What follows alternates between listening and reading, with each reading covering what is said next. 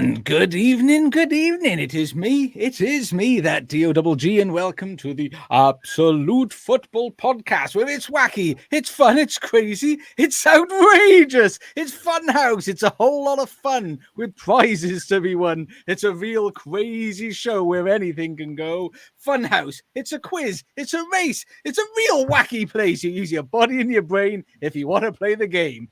Funhouse! That's the for the oldies there, a little bit for the oldies. Rebecca, you've missed out. Too young for that. Far too young. But somebody who isn't too young is our Samuel. Samuel, did you enjoy a bit of Funhouse? I loved it. I loved a bit of Funhouse. You'll have to check it out on YouTube, Rebecca. The old classics. Pat Sharp with his classic hair. Basically just a big game of soft play. Big game of soft play was Funhouse. Loved it. Oh, no. How has your week been with the kids off for the holidays? Has it been a fun house? It's been a fun house. Yeah, manic house because going on holiday next week. So suitcases and packing and clothes and stuff and all the rest of it. So yeah, get through this week and then we're good. Sensation, of course, joining us again because she just can't get enough of chatting ball with us here. Rebecca, is yours a quiz? Is it a race? Is it a real wacky place? I don't know. And Simon sums it up perfectly there. Rebecca's there thinking, what the is Josh on it? Yeah. You know what? I think it's probably at least 34 years old, I would hazard a guess. If I was to hazard a guess, probably 34 years ago it started, I would say. So you're forgiven. But how are you? How are you, Rebecca? I'm good, thank you. If we take Saturday's result out of it, I'm doing very well. Excited. Birthday tomorrow, so it's a week of celebrating. That is. Do you know what? What day is it? Someone's going to need to sing happy birthday to you. I have Shah is prepped and ready Thursday. She's currently preparing the lovely tones. There we are. So you're going to get it. You're going to get it after, unless you want a bit of birthday singing now, Rebecca. It is up to you. It's your birthday. What do you just want to wait for the one? You want to be one and done? Yeah, I'm still getting over it. They sung to me in hospitality on Saturday at Accrington. They had me stand up. They announced me as Seb Quirk's sponsor, so I didn't even get my name until like 7 sentences later. And then they made me stand up and everyone sung and I just went bright red. I would bear that in mind. What we'll do, we'll have to big screen you. Oh, God. Just bear that one in mind. Of course, in the chat there is Spenny fan Chris. Good evening, Chris. And he's keeping us up to date. It's indeed Pedro Porro. Let's have a little look. It's 1-0 to Spurs again. Who would have thought that Spurs would start the season off well? They never do that, do they? They always end well, Spurs. So nice to see them bucking the trend there. And I think Graham is with us as well. Good evening, Graham. He loves a bit of Funhouse. He loved Funhouse. Rocking it. And Chris loved Funhouse well. That was his jam. It's his jam, man. Good jam. And Simon's there as well. Good evening, Simon. There we are. It started in 1989. So I wasn't far off, was I? That was a pretty good guess, that.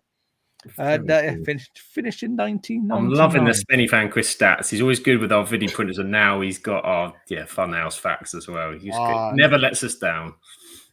Always there, because he is always there. And I tell you what, something else, before we get into the football, this weekend, so my wife and I, Mrs. Josh and I, celebrate 10 years of marriage. 10 years. And something that not everybody knows this, but I think Sam does. Mrs. Josh, heavily responsible for the podcast being here today. She was the one that said to me, Josh, if you build it, they will come. She came up with the name. She came up with the logos. She did it all. So well done, Mrs. Josh. Congratulations on pulling up with me for that long. And thank you for your contribution here. And you were wonderful. And I love you, you sexy beast. And so now that that's done, let's chat a bit of football, shall we? Let's get the elephant out of the room first. Let's start on a negative so we can end on a high. Brighton defeated the mighty Toffees. Everton 0, Brighton 3. at home. Rebecca, how did that one make you feel? Well, I mean, stood there getting the notifications through while watching Accrington wasn't really the vibe we were going for. I'm stood there and I go to my dad like, oh, 2-0. He's like, you joking? I'm like, no. 3-0. You joking, aren't you? No. Yeah, it wasn't the best. Like, rewatched it and it's just, we didn't get going. Brighton came, they did what they had to do, and it was annoying because you're going into your first match. We're at home. It's our first match of the season at Goodison. I think every match is going to be something to do with Goodison now. So it's like, it'll be the second last match of the season, the third, and it'll just be never ending. But it was an odd one. Going into it with a bit of hope. You've got the crowd behind you. We've got new players. We looked a promising side, but then it just went downhill. I think Daesh has annoyed quite a few fans afterwards. He made a comment. Don't say. He's made a comment about the fans walking out, which I will get to. But then also, the reason he didn't start two of our standout new signings who have performed really well in pre-season in the likes of Jake O'Brien and Jesper Lindstrom is because they've got no Premier League experience. But the only way they're going to get it is to play in the Prem. So I think one Everton fan put, well, if we signed Messi, would we have to wait 2 months because he's got no Premier League experience? So it's like, it's love to see it. Yeah, imagine. So it is an odd one, especially with Jared being out injured. We've got Nathan Patterson out, Seamus Coleman, so we did have Ashley Young starting at right back, which... Is he still alive? Yeah. I didn't know he was still... I thought he was drawing a pension now. And like 39, they said at the weekend. 39. He's older than me. No wonder he wasn't catching Matoma when he ran past him. Yeah, I think that just put like the top hat on it all. The fact that we now have no right back left with the injuries we've already got. And there were other options that we could have gone with, but he just didn't. Daesh was like, nah, we'll put Young in, it's right, but it wasn't. But yeah, it was a really annoying one, especially with the penalty. So watching it back, I do think it was a penalty, but then always going to think that with like my blue head on. But it was one of them where's Calvert-Lewin meant to put his foot? Because naturally he's turning, Dunk's come sliding in, so Calvert-Lewin's foot is naturally going to land where it needs to be, which is where Dunk's foot was sliding in. So then Dunk has carried on going and taken Calvert-Lewin out. So it's one of them, he's like impeded him to be able to take the chance. So I think it would have been a penalty and that could have changed the match for us, whether that could have been 3-1 rather than 3-0, but it would have put us back into it. Starting Keane over O'Brien for me were baffling. I mean, Michael Keane he isn't what he was a few years ago. Like, he was a go-to at times for us when we've needed him, and he did come when like we needed him against Tottenham a few seasons ago, scoring an absolute worldie of a goal. But when you've got Jake O'Brien, who is a very promising young centre-back, who is 6'6", you've got your aerial battle sorted, you've got your defence sorted, and we could have got a goal if we had a good corner. But we just decided, yeah, let's not play him. We had Mason Holgate coming on in the 84th minute, I think it was, and they scored in the 85th. So I think that just sums up Everton in one sentence. Is Holgate comes on and they score, but there was a loud boo when Holgate came on, and then everyone left as soon as he was on pitch. So it's one of them. It's like Everton's back and we're at bottom of league, and it's going to be a great season. I mean, I saw like a video with Sean, and I didn't know if it was an old video or a new video, the one where they ask him about, fans not being there. And he sort of said it's standard around here. When we're winning, they're here. When we're not, they're not. I'm sorry, but that doesn't make sense to me, because when would you ever have fans at your stadium then? Come on. And let's be fair, and without being a bit of a dick, last season, I thought the support was quite good, considering, you weren't winning every single week last season either. Yeah, I mean, last season we went 3 months without a win.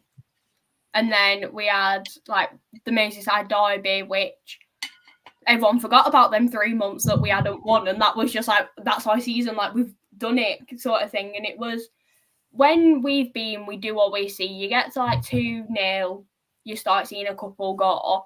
I'm never one of them. Even in a 4-1 loss to Liverpool, I still sat in my seat. We're the only ones left on our row in like our little area.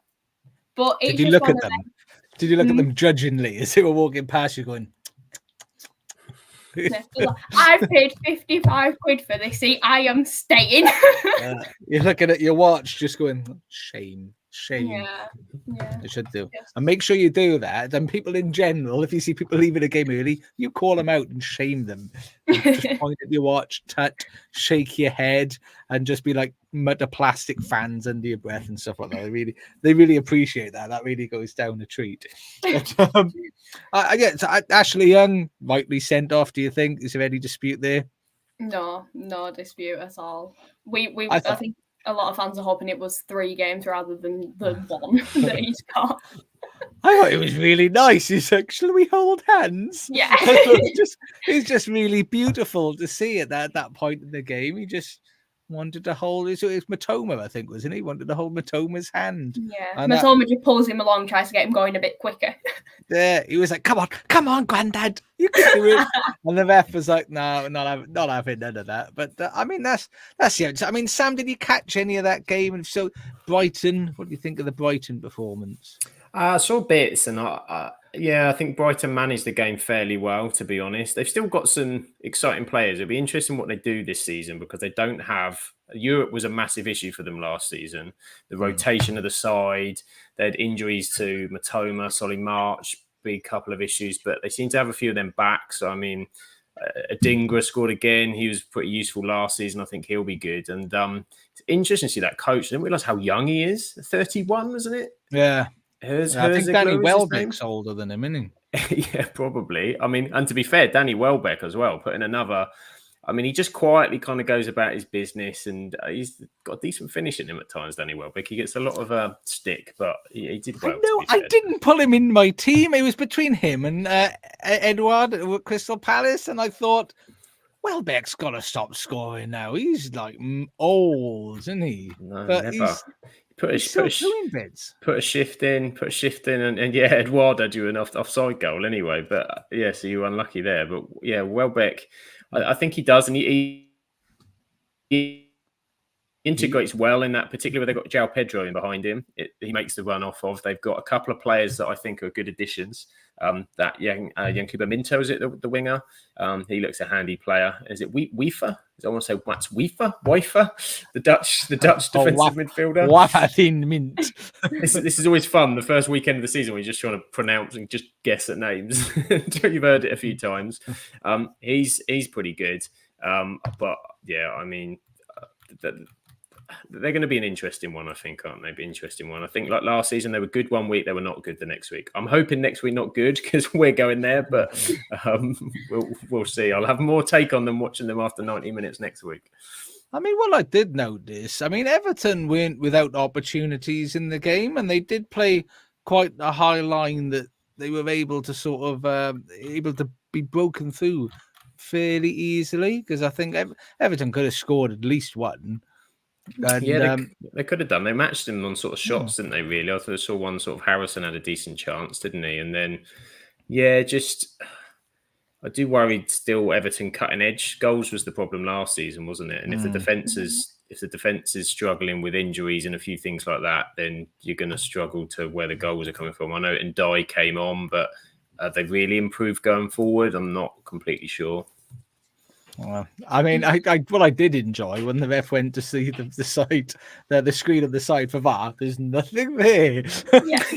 Yeah, it just shows the VAR. That's all he's looking at. But apparently, there is like a screen on the floor, which is like a backup one, seeing that the first one didn't work. So that has now come about that there is one on the floor that he has been looking at. But for every Everton fan that's in the ground or like looking at it on Twitter, all you see is him zooming in, being like, he's not even watching it. I think Pickford was the same because he's there screaming at the ref, being like, you've not watched it, with a bit more expletives than that. with Pickford adjectives. Yeah, Pickford adjectives. One player I do have to mention is Timmy Boomham. He seems to be the player that we've got to replace Amadou Onana, and he is a solid midfielder for us, and he has gelled really well with Idrissa. So we do have that duo back in the side, because again, we're without Jimmy Garner now, so that's another midfielder that we've lost. Honestly, injuries, I thought start season, we won't have many, like there's a lot out, and I don't want to keep mentioning injuries, but it is an issue again. But Timmy Boomham, he ran the midfield well. He was able to hold it quite strongly, and it does seem that we have signed a good player in him. Like we need a little jingle that goes like injuries, so we can just swipe it in all the time.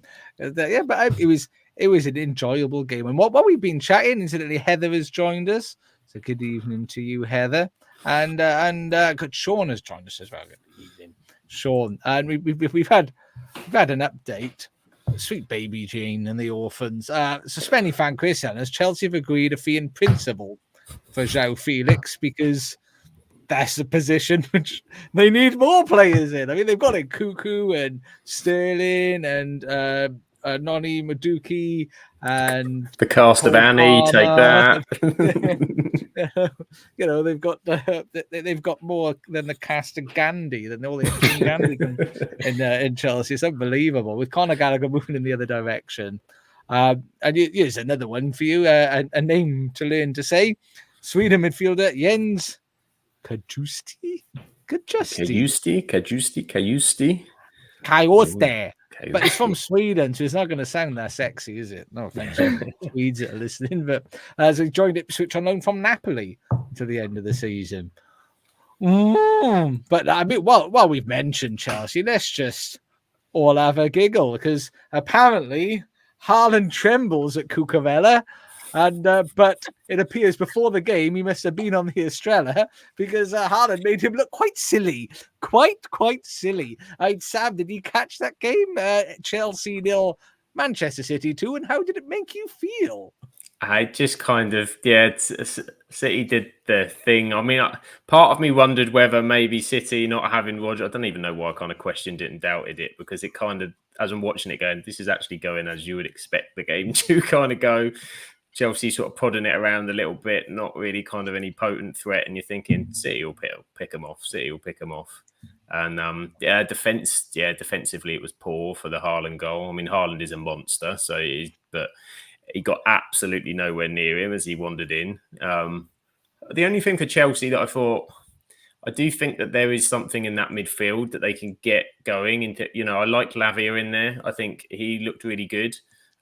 Missing him last season. How many opportunities he gets with another 47 players in the wings, that's the problem.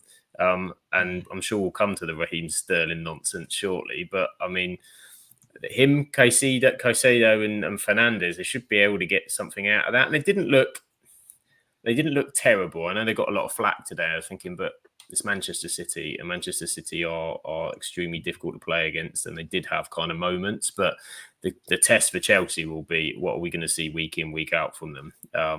Because they are a funny side, and they're easy to ridicule because it's just nonsense. Even their own fans are going, what the hell is going on? So you knew they were lost yesterday. They're going to buy a player today, aren't they? They're going to buy a player today because they just can't not react. They can't not do it. They can't not react. It now takes longer to read out the Chelsea squad list and sing Bohemian Rhapsody. It's utterly ridiculous at this point. And they're complaining, and he was complaining the other week, wasn't he, about, but we have to get rid of them because we have to get rid of our homegrown young players because there's not enough. Stop buying people. Stop buying people that take their place in the squad. It's that simple. Have some self-control, you wanker. It's just they're like hungry people go into the supermarket. It's a nightmare. Yeah, it's like you should never shop when you're hungry, and you should never be Chelsea because you're just going in the transfer because I can't get over it. I just buying all of these players all of the time. I mean, and in the chat, incidentally, is Treaty Good evening, Judy. Thank you for joining us. And Mr. Luke. He's not something for long. Always watch back the replays at the early hours in the morning. But he's going to Tenerife. We'll forgive you then that, because you can't have your phone on in the plane. That will be dangerous. So don't do that. But I mean, surely we all enjoyed Kovacic's goal. I mean, that was beautiful. I mean, Rebecca, did you enjoy the irony of Kovacic just scoring the beauty of a goal against Chelsea? Yeah, it was just a bit like rubbing salt in the wounds for Chelsea. I think it's just buying all these players and then just to see like one you've let go score, it's just like, this is what you get.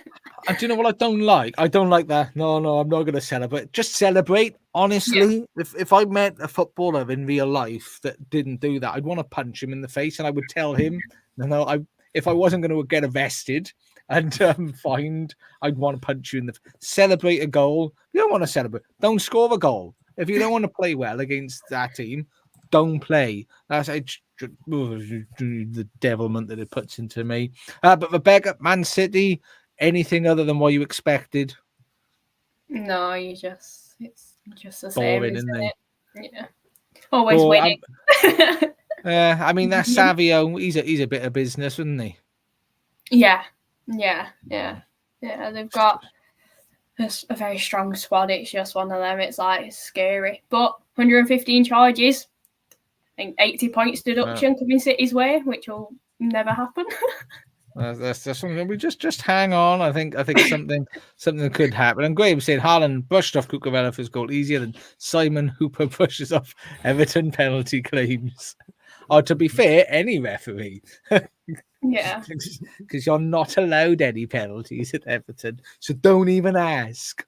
Don't. You just leave it. You behave yourself. Graham said he read War and Peace quicker than he did read Chelsea's squad list. It's very true. It is a bit silly. I mean, we won't go into too much detail. Not a fan though of Fernandes being made captain. I think that's really sends out the wrong message. I think in a league where, say no to racism, unless he plays for Chelsea, and in which case make him your captain. There we go. But I mean, Raheem Sterling, Sam, educate us. What's going on with Raheem Sterling? So there was a statement put out by his people, not even by him, by his people of Raheem Sterling, as if he's like a country or something. The people of Raheem Sterling, of Raheem put out a statement where they were looking for some clarification regarding Sterling's position in the squad and what's going on with Chelsea, because and the statement's bonkers because it also reads about because Raheem came back 2 weeks. It's like your mum complaining you're not in the ticker, but he came back 2 weeks early and he's tried really hard and he's been running every day. He's been eating his carrots and his broccoli and he deserves to be in the squad. And it was that kind of message, but just awful. I think just from all rounds. I mean, there's question marks whether he should have been in the squad but that's the manager's call. Always the manager's call. It's a problem Chelsea have created for themselves because of the squad and the stupid number of players they have, and they're going to constantly have issues like this. But from Sterling, it's just really poor. I just think it's really poor. It's no respect to your teammates or anything else like that. Just before the game as well. It's just the worst. It's so selfish and timing's wrong. There's ways to go about it and there's ways not to go about it. If he feels, I can understand him feeling that way, feeling like he wasn't out, but do it the professional way. Go on the Monday, knock on the manager's door. So I want to find out what's going on here. And if he says that's how it is and you don't like it, put a transfer request in. Just bonkers. Because it reads a little bit like, if that's what you think, you're too good not to be in that team. So you have sort of think, so who are you saying that isn't good enough to be in there? What's going on? You can't have it everywhere. I mean, because I mean, like Noni Madueke, you could argue one way or the other. Pedro Neto, though, that's a sign in this. Fair. That's pissed me off a bit because he's too good to go to Chelsea. I mean, is he going to get in front of Cole Palmer at the moment? Is he going to get in front of Nkuku?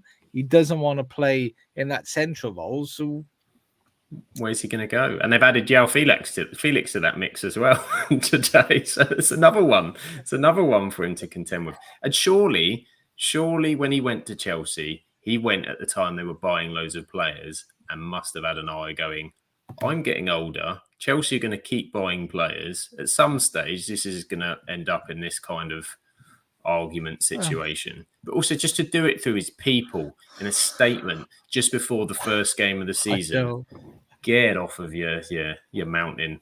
Ridiculous. Just don't be. I mean, it's Benny fan Chris is saying here, overpaid idiot, just entitled much because he wasn't in the squad.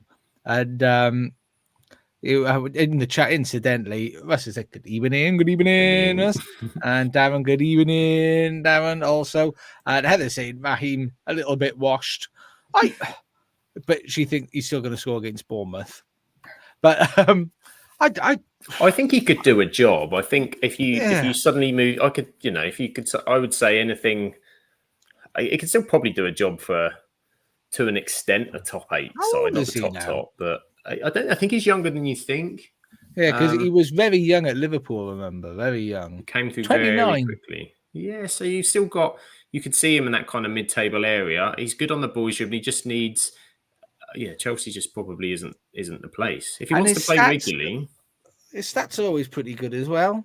He's always scores goals. He's just this side of double digits, but goal contributions normally in the mid-teens. I mean, here's one that'll blow your mind. To the best of my knowledge, isn't Lukaku still at Chelsea as well? Yeah, he was one of the players not named in the squad. I think there was about 8 or 9. They said these players haven't been named in the squad, which we have no reason for of injuries or anything like that. It's just that just can't select it. So God knows where he's going. Just got millions of the buggers. There's just loads of them. Do you know where I think he might go? I think he might link up with old Jose in Turkey. I reckon. Could you imagine a bit of a Lukaku out there? I reckon. Yeah, Europa League for Jose. I could see it. I mean, Spenny fan Chris Bennymore will have Sterling. I think. Do you know what? Everton. I think he could go to Everton. He's got Everton. Yeah. We cannot score a goal to save our lives at the moment, so just get him in and just get him scoring. I feel as though that would be a good move for us, especially with how many clubs Dom's been linked to. I think he's been linked with Arthur Prem now, so who knows? You'll have to sell Branthwaite though, Rebecca, to pay for his wages. That's the problem. He's out until mid-September, and I think we've done that on purpose. I think he didn't need this operation, but we've just done it. Smash him up. Have you seen The Office with Michael Hitz? What's her face? I can't remember her name now. Meredith in the car. It was one of them. Oh yeah. Whoa! And incidentally, you might know this, Rebecca. Where I saw on Twitter, I thought I was going mental. I saw on Twitter Liverpool linked with Brentford. Where did that come from? Was that just Twitter nonsense? But it was in quite a few places I saw. Yeah, I try to ignore that one as much as I can, because if that happens, I think I'd cry.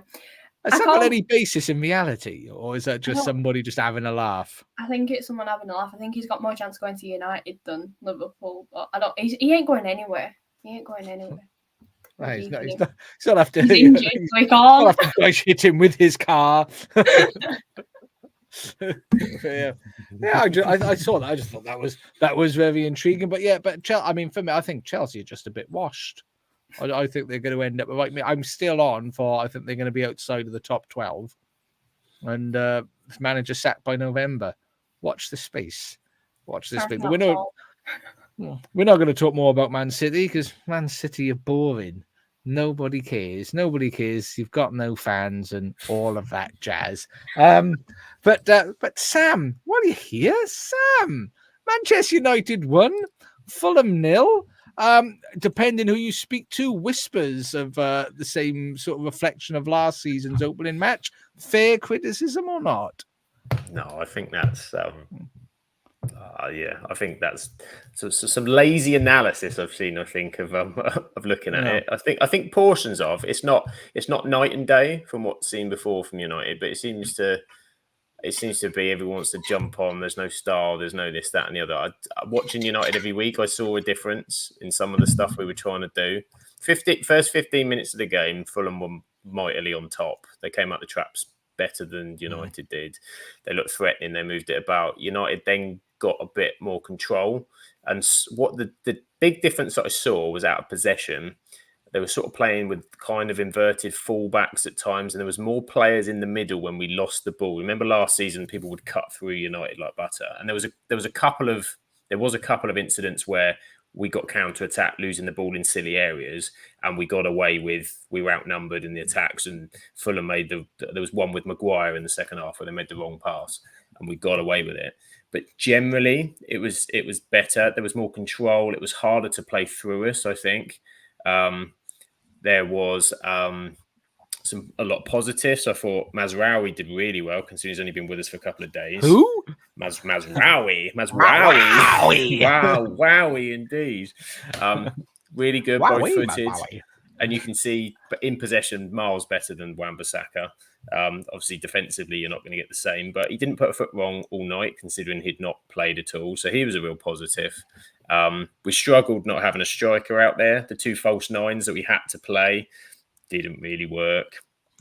But it allowed us to create a few opportunities. Bruno should have scored. I thought Bruno had 2 good opportunities, should have scored in the first half. And I think overall, the course of the 90, we created more and the better than Fulham, but they did have moments too. So I think United is this season there are going to be good days and bad days, a bit like last season. And it's every time United have a bad day, everybody pours it on like it's the worst thing in the world. And I think we just got to accept that that's going to be part of this process. But what I saw was better. We conceded 10 shots rather than 20, but only 3 of them were. I think 3 of them or something was on target. So that was a better stat, because last season Fulham tore us to shreds at Old Trafford.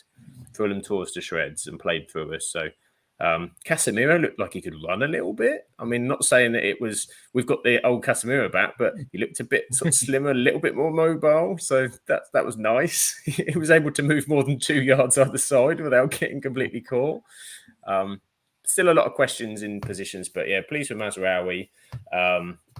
We played Martinez at left back, who gave the most fantastic interview after the game as well. I love Martinez. Shrugged Adama Traore off the ball. I mean, this Sandro Martinez, what a legend. Adama Traore built like a tank. So I think overall for Man United, you want to win first day, a clean sheet. We should have scored more. Garnacho missed probably the sitter of the season already. I know. In injury time, which was silly. We don't kill games, and Ten Hag did refer to that. He did refer to that, so that's a problem. So, but we got some tough games, so it's important to get 3 points up, because Brighton away is not good. We've got Liverpool in a couple of weeks, Palace away. So yeah, we have to go. Yeah, deleted. Yeah, he came on. He came on. So there's some new players. I see Heather's asked as well, Mason Mount. He still just needs to. I think it's difficult in the system for him to get involved as much. I like the way he helps us with sort of a bit of a press, but he's still just not involved enough. He's a bit of a wasted player, really, isn't he? There isn't. If you've got Fernandes in there, they're the same player. You can't. Yeah, and Fernandes is way more creative, and Mount's he's on the periphery of the game a lot. And I get it; he's not really had that run in the side, so it's finding where he's going to be. So you have to give him that kind of run to see. It gives you some endeavour, but yeah, I'm still struggling to see where you put Mount in when everyone's going to be fit. He's never going to start, is he? It was. I got to be honest. I think for him.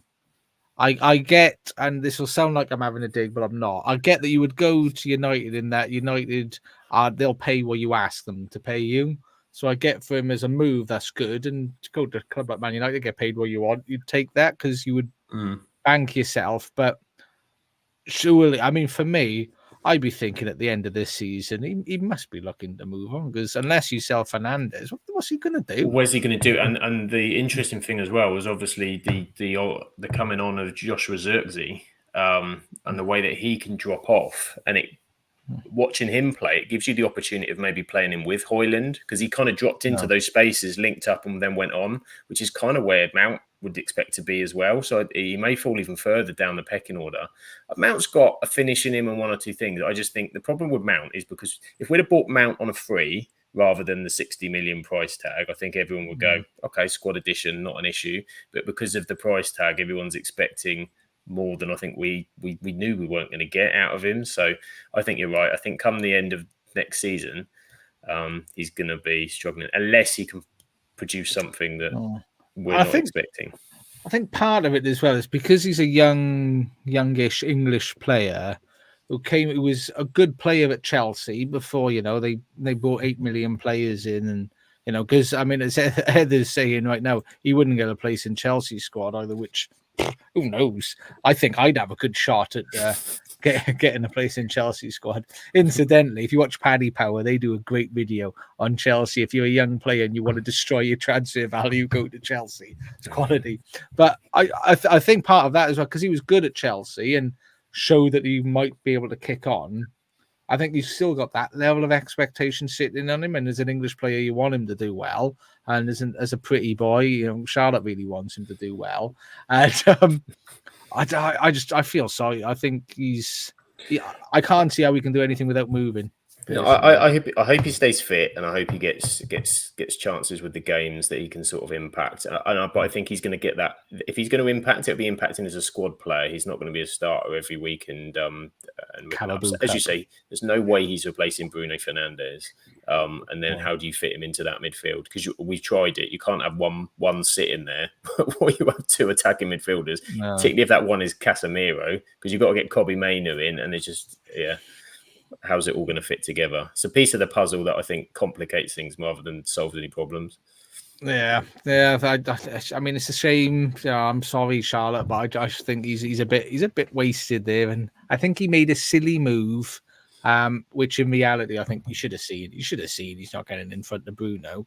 I mean, that's quite clear and obvious, but at least he's getting paid. I mean, Fulham for me though, I thought they started well, but they actually got tremendously sloppy in patches of the game. I thought they was really disappointed because there was a couple of really bad defensive mix-ups in there, wasn't there? Yeah, they did. They reverted back a little bit as well because they were getting some good joy, and there's some of that. I think first game of the season, I think to an extent, most teams showed a bit of sloppiness at times, fitness, and this season's weird because you've got the Euros, people coming back, you've still got the transfer window open and some issues. They've obviously lost Pellegrini as well, but I thought their midfield played fairly well, as you said, that early point, but they didn't once United got control and on top, they eased off a bit because they were causing us problems. And that's what they did last season. They were very quick cutting through in the counter. And some of the decision making where they weren't quite as sharp cost them both, I think, defensively and offensively as well. But for them, there was enough quality in that Fulham side that you can see that they're going to be a mid-table. I said it before again because everyone's saying United needed a strong performance. They needed to blow. It's hard to blow Fulham out the water. Not many teams do it when you look at the results against some of the top sides. So just to get the win, I think it's a good result. Yeah. I mean, Rebecca, did you catch any of that game? Would you like to add any of your contribution to this wonderful in-depth analysis that Sam's provided to us? I mean, I agree with Sam with it, to be honest. Like, Fulham just, as soon as United got control, they just kind of sat back and just didn't really do what we saw them do at the beginning. I mean, it's just United won it. I mean, that's like the easiest thing to say. I mean, Bert Leno, I think he tried hard to rectify his mistake that nearly cost him a goal at the start of the game, didn't he? Yowzers. He did. After that, he made, I thought, the save, particularly the second save from Bruno, as he was off his line really quick. And I think a sharp Bruno in a couple of weeks would lift that over his foot and he would have scored. But he also made a good save from Mount as well in the sort of second half. So Leno's a good goalkeeper, and his stats have shown for Fulham over the last couple of years that he's solid. And I think some decent defensive options in there as well. I like the left back, Anthony Robinson, is it, the American? Mm-hmm. I think he's a good player. And there's positives, I think, for Fulham. Muniz is a danger and a handful, and he'll get more. And Adama Traore is just such a weird player to watch because we say it all the time. And I always used to think it was just United he turned up against, because he always seemed to do something. But the end product with that guy, Jesus, if he had an end product, then good Lord. If he could, if a decision making an end product, it's just. He needs to do plenty of baby oil and beef, but no decision. Heather's saying Tim Robinson. Is it Tim Robinson? Is it Timothy Robinson? Yeah, he might be right. Timothy, I don't know what I called him. I thought he was the guy off. I thought Tim Robinson was a guy off Treasure Hunter and Baldrick. You know, I must be totally mistaken there. I was thinking Neighbours. Was that the Doctor? Dr. Tim. Or Lost in Space? I'm not quite sure. Oh, yeah, I know, yeah, the Robinsons. Danger, Tim Robinson. I tell you, bringing out all the classics today. I tell you what, you're too young, Rebecca. You missed out on all of these things. I mean, we've got all the transfers coming through. Simon saying, does anyone else hate the transfer window that stays open? I mean, let's go to a team that isn't aware that the transfer window is open, and it was Ipswich 0, Liverpool 2. And yes, Edwards and Hughes, there is a transfer window. Who knew? You're allowed to buy players. Which, as a sidebar, I mean, I do have my frustrations there. No, I'm not sure if you've seen no players we've signed yet, and there is a squabble with Valencia over the keeper over £4 million. We don't want to shift by, but they're saying you have to shift by. I mean, what I would caveat that is I don't have an issue if we don't sign a player in a transfer window, because I do think the squad's okay. I think we had one real issue, I think, in the as a number 6 that we could resolve. My issue has been in the way they've gone about it. We're going to wait till August. In August, Arnie Slot will then take a look, because, you know, obviously no manager comes prepared when they take a new job. They all just show up like, surprise me with who the team is. But it's like a mystery box with their team selection. But it's not. Obviously, Arnie Slot came in. He would have done. I remember you might remember AVB's PowerPoint presentations. Apparently, he gave in job interviews. All managers do that sort of thing to talk about their team and the weaknesses and why they would have to improve. So I don't buy that bollocks that you have to wait till August. And then when he does, he goes, we've identified a target. One of the best 6s in the game, who was actually really good at the Euros. Who would have thought that you would have come up with that sort of player? And then it was just all the rigmarole around it. The way they've handled the business is quite embarrassing for me. Heather say, don't panic. Hughes always does like business. I'm gonna panic because it just looks like thoughtless business at the moment. They just don't know what they're doing, but it didn't matter because it was all beautiful on the pitch. Sure, I mean, Rebecca, you must have enjoyed that. Was it nice seeing a team from Liverpool playing well? It really wasn't. I was really rooting for Ipswich. I was honestly, I think Nathan Broadhead was on the bench. I was like, if he can come, oh no, he was injured. But before the squad announced, I was like, imagine Nathan Broadhead, ex-Everton, scores against Liverpool. The bragging rights I'd have on this, and then you won 2-0 and he was injured. I was like, oh God. But no, I mean, not adding to your squad, but still being able to play that you have. The way that you have been is still impressive. I mean, you've got Salah scoring. I am saying all of this through gritted teeth. But you've got to be honest. Yeah, you did play well. I mean, first half. I mean, I'll give Ipswich but Ipswich reminded me very much of a Championship team that has come up. Oh, Leicester have equalised. My days! It's a Jamie Vardy party again. Jamie Vardy has scored for Leicester. Is he still playing in the Premier League? Oh my days! That is back post has been cut open. Like the Ashley Young of Leicester, just there. Except that he doesn't get sent off, and he scores instead. He does stuff the right way, but. I think Ipswich started. I mean, I don't know what you guys think. They reminded me very much of teams like Norwich when they come up and they play a style and they do quite well, but then end up getting caught out. And that's what's going to happen, I think, this season, and that's why I think they're still going to go down. You know, I think it's It's a difficult one because the start for them, Liverpool, Man City, is you can't. They've got to play a certain way to try and damage limitate to an extent. I mean, the game kind of went as I thought it would do. I thought first half they were going to be industrious. The fans were going to be up. It was harder for Liverpool, and I think it allowed. And Slot did well actually in the changes that he made to kind of open it up. it is going to be tough. The quality difference is clearly there. It's interesting as you say on the Liverpool thing, because I've spoken to my friend who's got a slightly different. He's less worried about the transfer side of things, and I think the one thing it does give you, particularly at the start of the season, you've got those combinations, you've got those links. You're not bedding lots of players in. You've got players that know what they're doing. A slot's being clever in the fact you don't rip up what Klopp's done because it's been successful. Yeah. So you've got those kind of foundations. He's also looking at things like you've got, is it Bajcetic's coming back and some young players maybe to give the opportunity to. As you said, if the right target isn't available and just buying for the sake of, then it might end up being quite cool. But I think the one crown jewel still in your hand is Salah, and the fact that Salah has had a break this summer. And I saw people kind of writing him off a bit. I'm thinking, if Salah's had a break and he's come back and he looks incredible and he's sharp and everything else like that, then, he is arguably the best or one of the best players in the league. So you're always going to be a threat. And Slot seems to have identified that immediately, being like, this is the guy. It's a bit like the Messi factor. Get the best out of Salah and we'll win 9 times out of 10. And then the rest will work, and he relies on the fact those combinations are still there.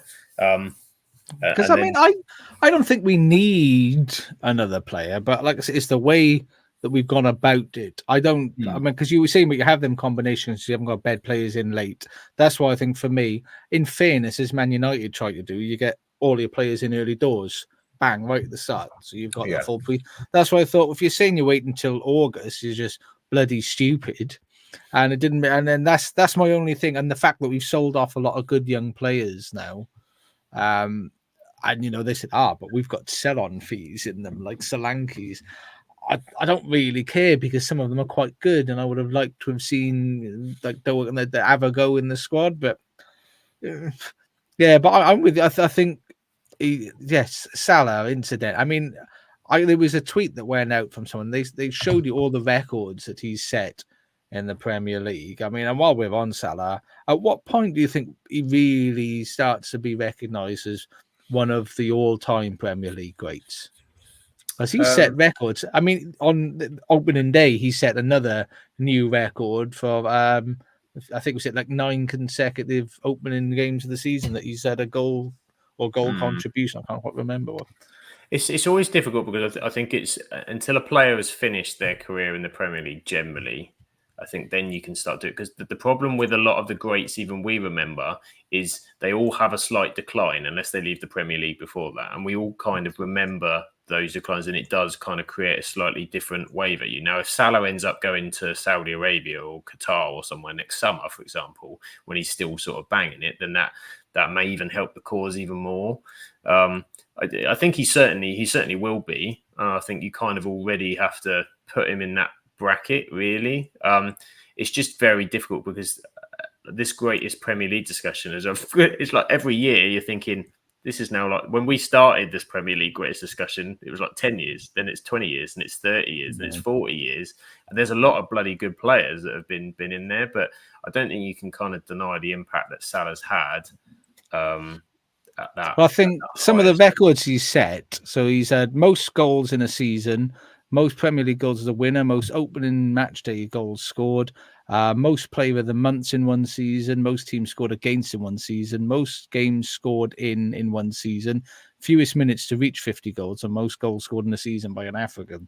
Those are all the stats that he set out. And considering he was bought for 30 million and people thought we're taking the piss, saying we're buying a Chelsea reject, I think he's done quite well, hasn't he?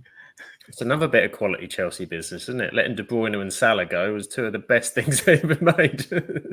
Unbelievable. I don't like to talk about De Bruyne. He's just too good.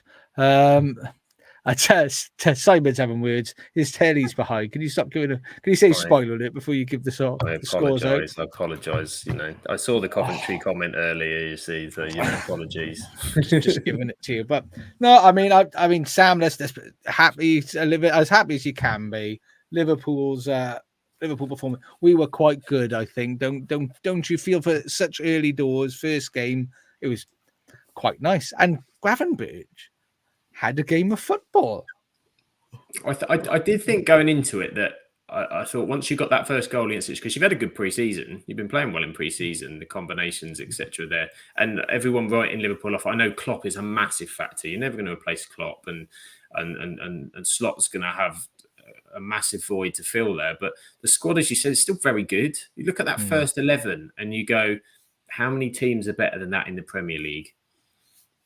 City and Arsenal, I would say, at the moment, in terms of that confidence. And you could even argue on the day that you're going to give them trouble with what you've got there. Yeah. I still think it's that good.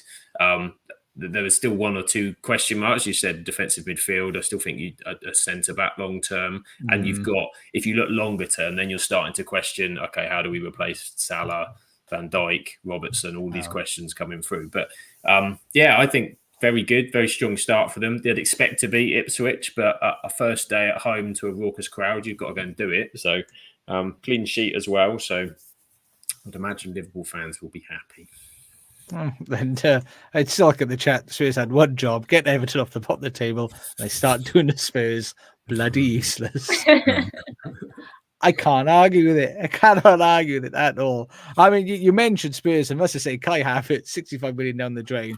Another player that can't play at Chelsea, but can play somewhere else with Arsenal too. Wolverhampton Wanderers 0. It's that beautiful Bukayo Saka goal, very well taken. Kai Havertz opening the scoring with a bullet head. How did that game make you feel? Good. You're asking me, Rebecca? Which one of us?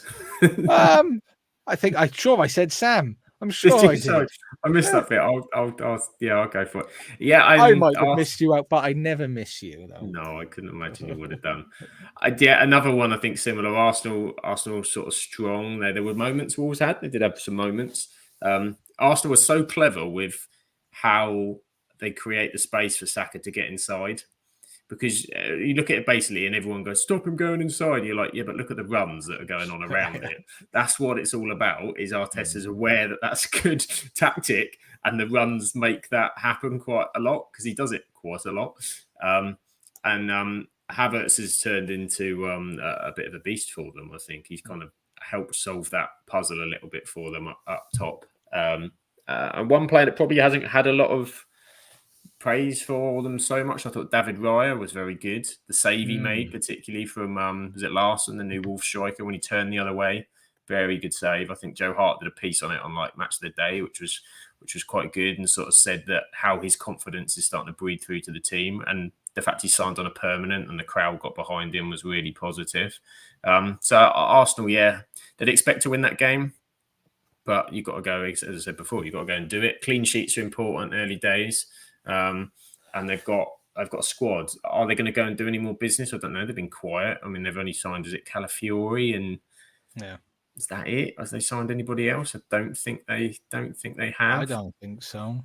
I think that's been all they've done. But again, the team's there. They're at the stage where they're just looking at the slight pieces of the puzzle rather than any kind of ripping it up and starting again. So Arteta looked pretty comfortable and happy. And I think generally they'd have been happy.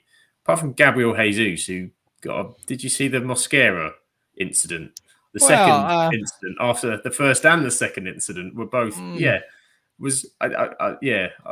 not surprised Gabriel Jesus reacted to the caressing. You don't expect to get molested on the football pitch these days, do you? For no reason, it appeared. Having already grabbed, was it Havertz by the throat and launching him on the floor as well? That's the other thing. I mean, I can't understand the refereeing. I mean, it's lovely to have the league back. I wish, we could not have had our officials back. Because, so apparently squeezing, sexually assaulting someone on a football pitch is okay. And grabbing someone by the throat and shoving them to the ground, that's okay. Who knew? Who knew? And is it now they call it, instead of, if it's now they don't go to VR, they call it referee's choice or something, like it's like Sophie's choice or something, like if they don't know, it's referee's choice.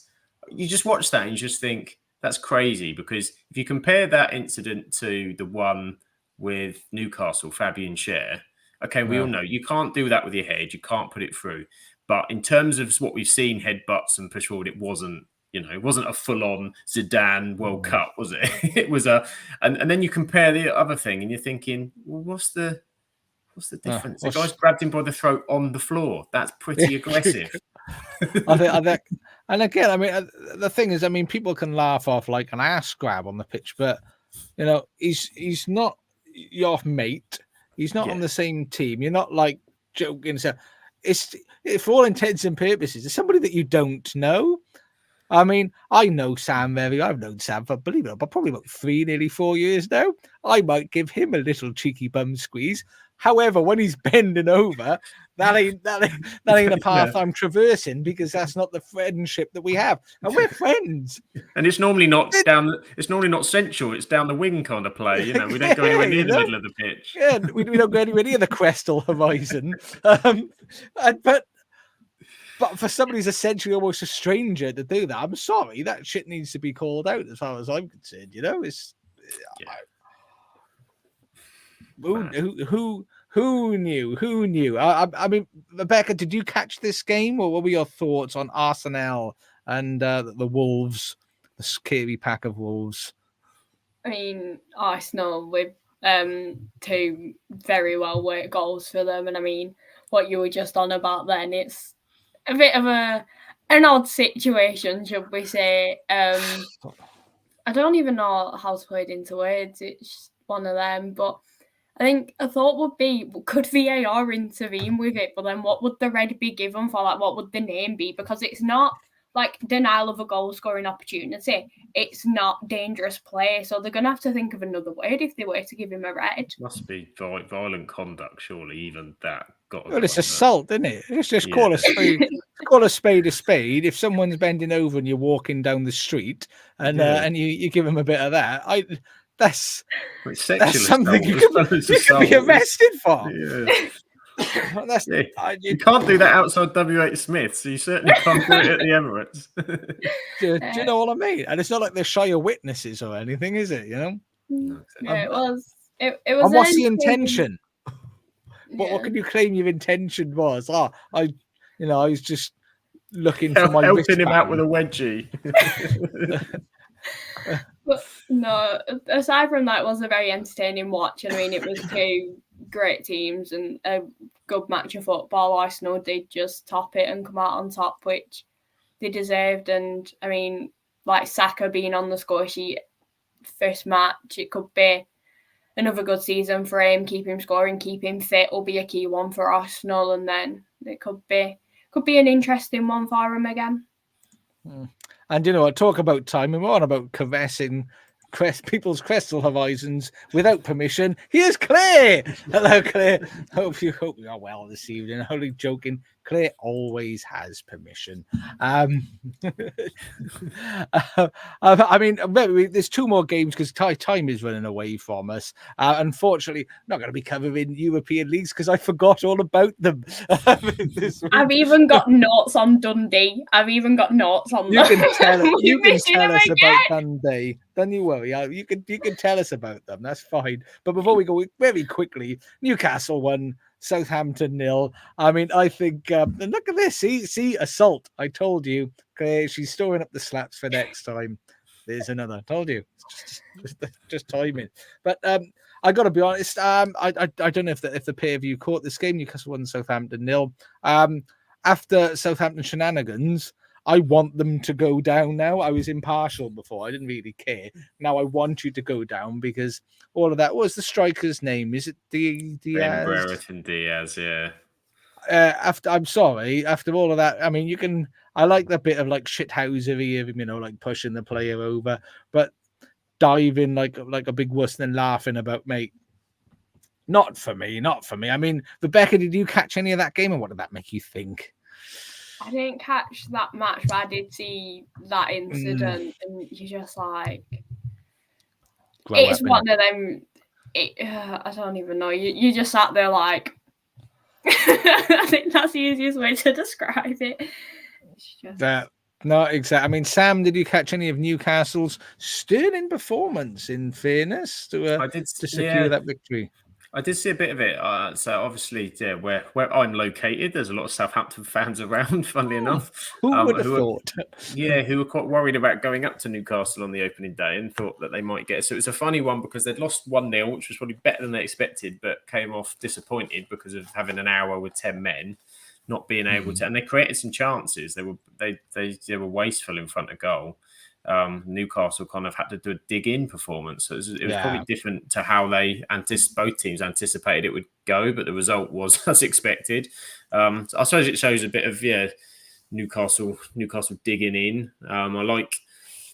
I think Lewis Hall had a really good game. They're sort of defensive. Was he the one that saved it off the line? He scooped him right at the last minute and scooped it off the line. I think it was him, wasn't it? Yeah, I think he did. And I mean, Newcastle, it'll be interesting. When we were doing the predictions, we didn't talk too much about it. I was thinking about it and thinking, are we going to see an improvement because they haven't got Europe? Champions League obviously took a massive thing out of them last year, and they had a tremendous amount of injuries, so they never really had any kind of consistency in terms of their team. They've got Alexander Isak, who's phenomenal in my book. I think he's as good a striker as you've got in the Premier League. You've got Anthony Gordon is a constant threat. I think Joel Linton's turned into a brilliant midfielder alongside Bruno Guimaraes. He always used to be, or was it the Brazilian Jeff Horsfield they used to call him when he was up front, and now he's turned into an industrious, brilliant midfielder. Tonali apparently is he back in September, I think. I don't know what he's been doing. Don't look into it. Yeah, who knows? You just look through the squad and you think Nick Pope, very good goalkeeper. Livramento back at right back for a full season. You remember him a couple of seasons ago, Southampton was excellent. Yeah. With sort of Trippier then. They've got players like Jacob Murphy, Harvey Barnes coming off the bench. So it's a strong team, and they've got injuries. They've got, is it Miley, the young kid, out as well at the moment? Botman's still out. Callum Wilson's injured again. But I think, Newcastle will... it's a different kind of win, and maybe they'll get more from that than pumping Southampton. But Saints can't. They've got to take any point available. Home form will be key. They'll get some points by how they create chances, but against 10 men, hard to really judge them. Yeah. And Graham's saying he'd be worried as a Saints fan. They had an hour against 10 men, 85% possession, still lost. I don't think it suits them because Russell Martin has been developing in pre-season, being a bit more. If anyone saw the playoff final, they played Leeds as almost kind of counter punch. That's how they're going to play things. To suddenly have to push and to press, I don't think suits Southampton. So they probably would have been better facing 11. And Silks, I think Newcastle will, pardon me, regret selling him into Brighton. Looks a talented player, indeed. But I mean, that was. I thought it was a better performance from Newcastle than expected with 10 men, to be honest with you. And like I said, the goal, it was a really well worked goal, really well played, and wow, what a midfielder he is turned into. The game I wanted to cover was two of the dark horses in my top 6 prediction. West Ham 1, Aston Villa 2. Rebecca, how did that game make you feel? I really enjoyed that one. I really did. A match full of shots for both sides. I mean, you when it was 1-1, you just didn't know who was going to take it because both of them had the chances. Of course, it was Amadou Onana to open the scoring for Villa. What a header! Oh my God! Could you imagine if he followed through that? He would smash through you. Incredible header. But where was that last season? No, honestly, incredible header. The corner were well taken, and it was a great way for him to open up the scoring for Villa. Then you have West Ham equalising with a penalty, which again has caused controversy because I think it's quite split with is it or isn't it. It's one of them. For me, it's a coming together of two players. It's like a bit of a tangle of legs, but Matty Cash does win the ball and you do see him play it. So one angle it could be, another angle it's not. But I mean, well taken penalty, and then could have gone either way. I think Rodgers was a standout for Villa. He was I can't get my words out. He was a really good and strong player for Villa. I mean, barely denied by the post before the penalty. I think that was when Areola went wandering. He left him behind, and then he should have passed it to Watkins at empty goal, but wanted to try and get the glory himself, it seemed. But I think Villa could have been 2-0 up before the penalty, but just a little pass is all it took. But I mean, they still did well to get the 3 points. It was a really good set of play from Villa for the second, and then is it Duran? I think that's how you pronounce it. The fact that he's been linked with West Ham the whole of the transfer window has had, I think he's nearly signed twice for them. For him then to score against them, and he's there like tapping badge, being like, "I'm staying at Villa." It was just, I know. He was doing that thing, and I was like, mate, wrong stadium. Yeah, but I mean, Souček could have equalised really late on, but he went over at bar, so it was just a bit of. It was a really entertaining watch, but yeah, as I said, either one could have taken it, but fair play to Villa starting strong. Well, and before we get back to it, I mean, I'm still telling us and Simon as there's been a long stoppage at Leicester. Bentancur was knocked out. So it's been a long stoppage. Hopefully he's okay. He's sitting up on the stretcher, which I really hope he's well. Still saying the penalty for West Ham was shocking. Cash won the ball, and to say he wasn't trying to play the ball is ridiculous reasoning from the officials. I'm catching up with all the chat. There's a lot of chat coming in. I mean, Sam, penalty for you? I think as Rebecca said, I was kind of torn half on it. I can't say I've seen a lot of it. I think I only watched it once or twice, I think. And I wasn't, it was one of those, I think. Either way, you could see it given. It's just tough now, isn't it, with these penalty calls? Because the thing is, you go on social media and everyone's like, "Oh, is that a penalty?" Or, "Oh, that's blatantly a penalty." Like, in some cases, it is kind of 50-50 sometimes. Yeah. Sometimes it is an opinion, and that is where some of the problem comes from. So it's one of those, if it's your team, you're going to be paid off. If it's not, then you're happy with it kind of thing. So, yeah, difficult. I agree with Rebecca. I thought really entertaining from both teams. Both teams have got good squads. I think they're going to be a handful, both of them again this season.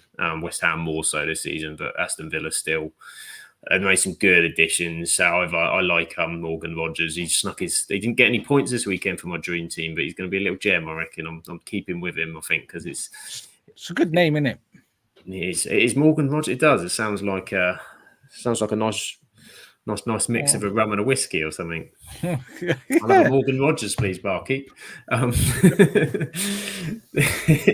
So I do think, Villa to win there, that's a good win. Yeah. Villa, for me, the question marks for Villa come when Champions League comes, how they handle all of that business, because there's no doubt that squad is super talented. And they've added good things. I think Ian Matson down the left, really good addition. Gives them something else. They've got good quality off the bench. Watkins isn't even fit yet. I mean, he's barely been back to training by the sounds of it. So you've got that. I thought Ross Barkley was going to play. Yeah, he wasn't involved, was he? No. Did he come on, or was he just not involved at all? No, I got no points for him because I thought, I thought he had a good season. They signed him. I assume you sign players to play them, and it didn't even come off the bench. I was devoed. No, I mean, who did they play in? They had Anana coming in there, didn't they? Alongside, they played Tielemans, didn't they? Yeah, Tielemans in there.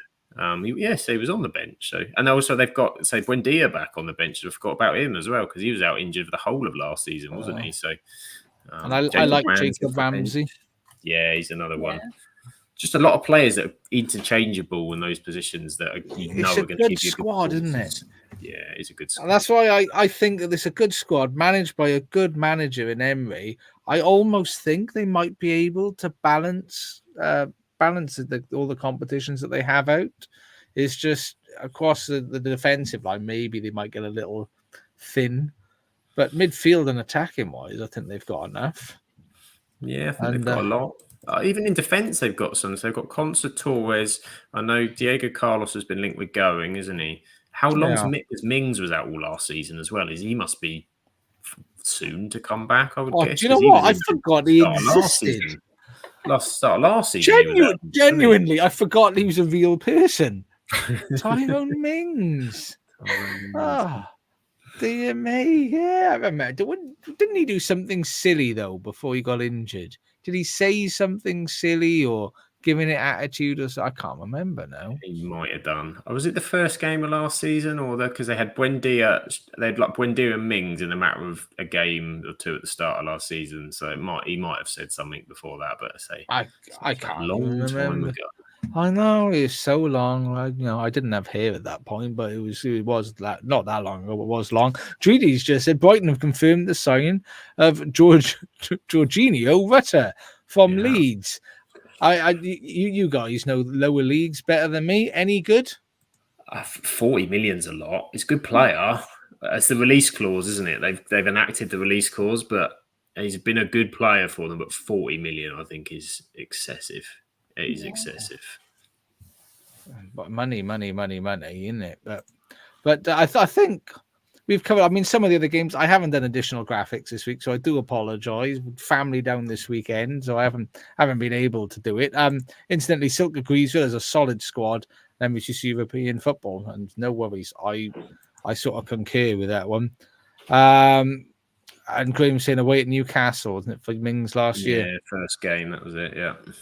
Well, but the games we didn't cover or say anything about, Nottingham Forest one, Bournemouth one. Sorry, Heather, we're not going to be getting into details on that because it was just a bit of a drab game. It was nice to see Semenyo be able to pop up and score a game. It's a shame Charlotte isn't here because she loves to sing his name. So we're missing out on that. We're missing you for your Semenyo. We're not got that one. And Brentford 2, Crystal Palace 1. I mean, quickly on that. I don't know how you two feel. I thought I was a bit unnerved by Crystal Palace by that performance. I didn't, apart from one player, I didn't see a lot going on. I mean, Rebecca, did you see anything from Palace in that? Or you? Not really. I think they were just the Palace I expected. Really, like no offense to any Palace fans, but I think I can see them struggling a bit this season.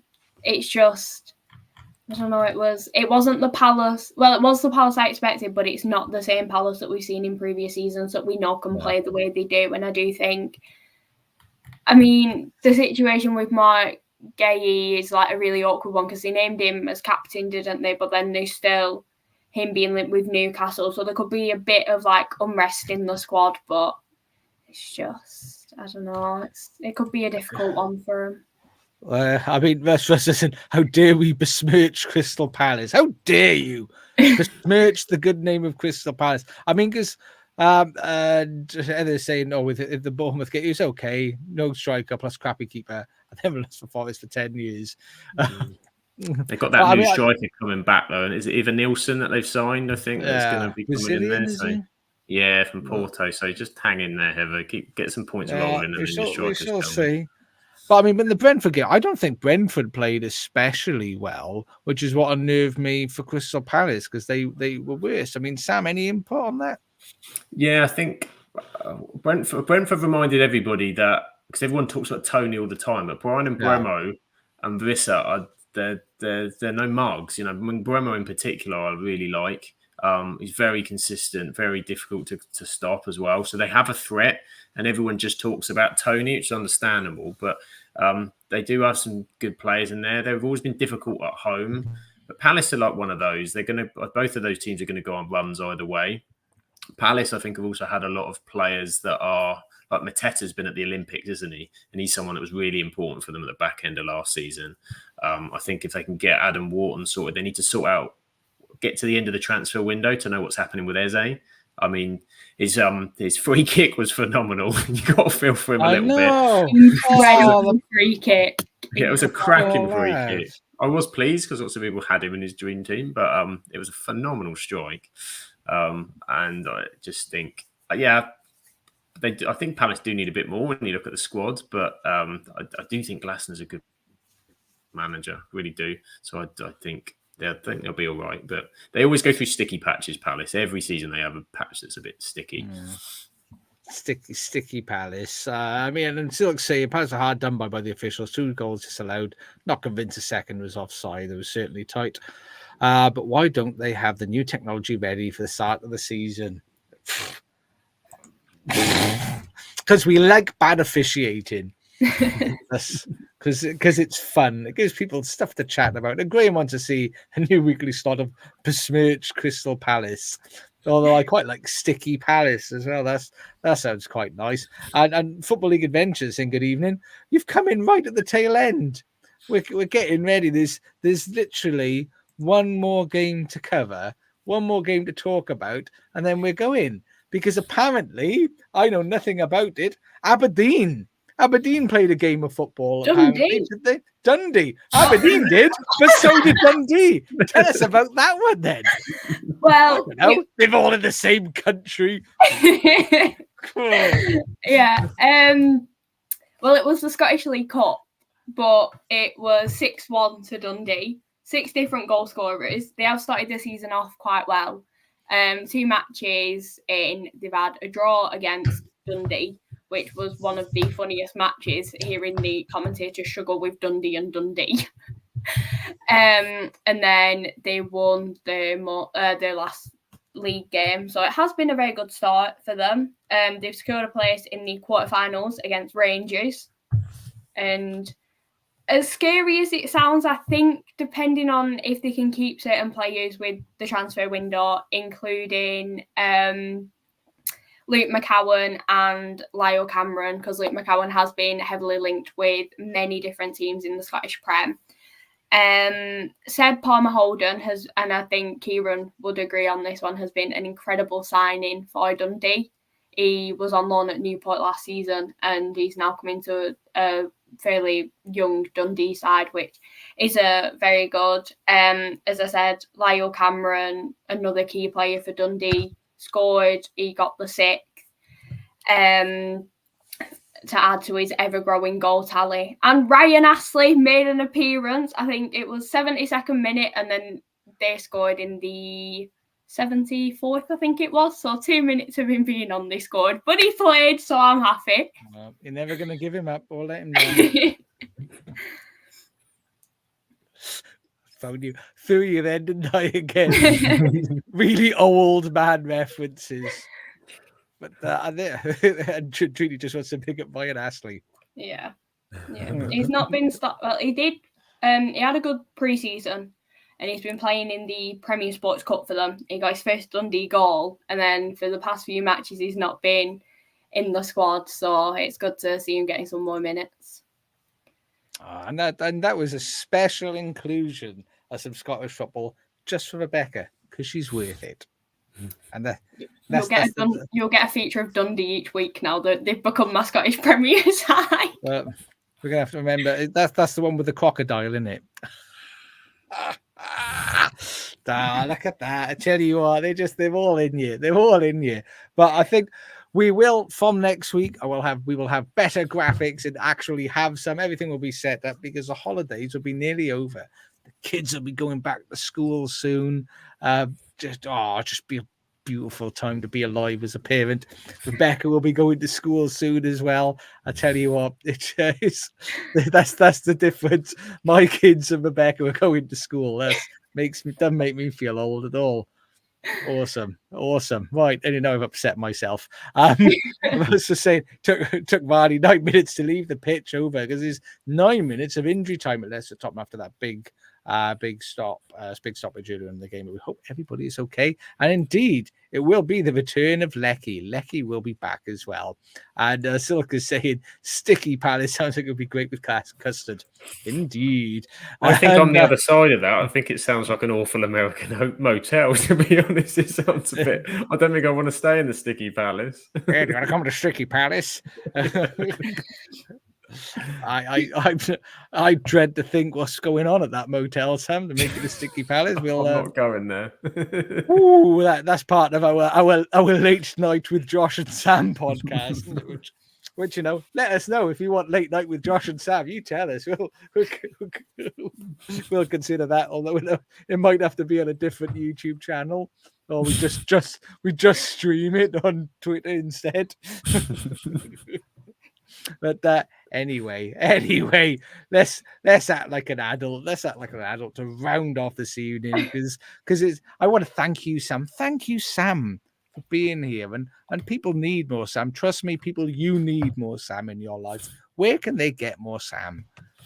You can't find me on the old Twitter Bob, at Sam Absolute FBL, or my new YouTube channel, which is at Sam Absolute EFL. I'm doing EFL videos on match days, although not next week, so I'm on holiday, but one went up today for the Championship. So if you want a review of what's going on in the Championship, then check that out on at Sam Absolute EFL.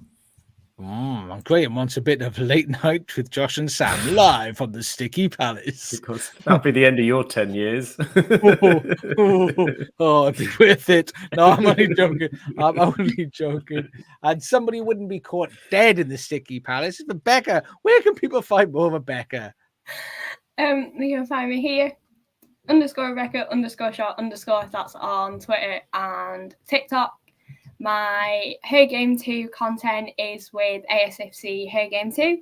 And if you want to catch up with anything F1, F2 or F3 related, we are filming a quiz this week at Girls in the Grandstand, and we'll be doing a podcast this weekend for the Dutch Grand Prix. So it's all very exciting over there now.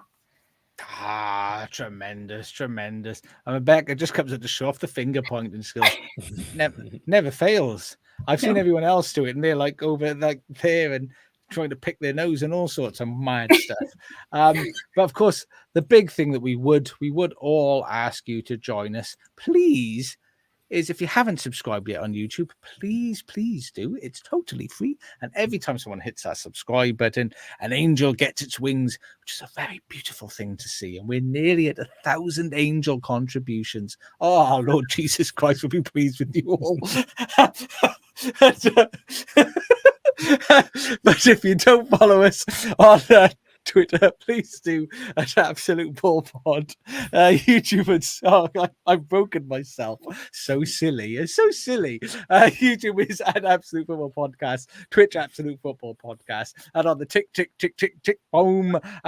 Check us out there at Absolute Football Pod, and Instagram and Threads, if that still exists. Absolute Football Podcast _ And on Mondays, of course, we cover the Premier League, and from next week, we'll pick back up with the European football. And on Wednesdays is #Team Chaos, talking all things women's football, the WSL and the Championship, and lots of other things. If you don't follow women's football but you're interested, check it out, because you will be educated and have an absolute hoot. And speaking of a hoot, you could also join the Wowdy Wabble on Thursdays at 8:30 p.m. as they cover pretty much every single football league in the UK below the Premier League, all of them. They do them all. So just check it all out. You'll thoroughly enjoy that. No idea who's on this week, and it doesn't matter because it's always bitching, baby.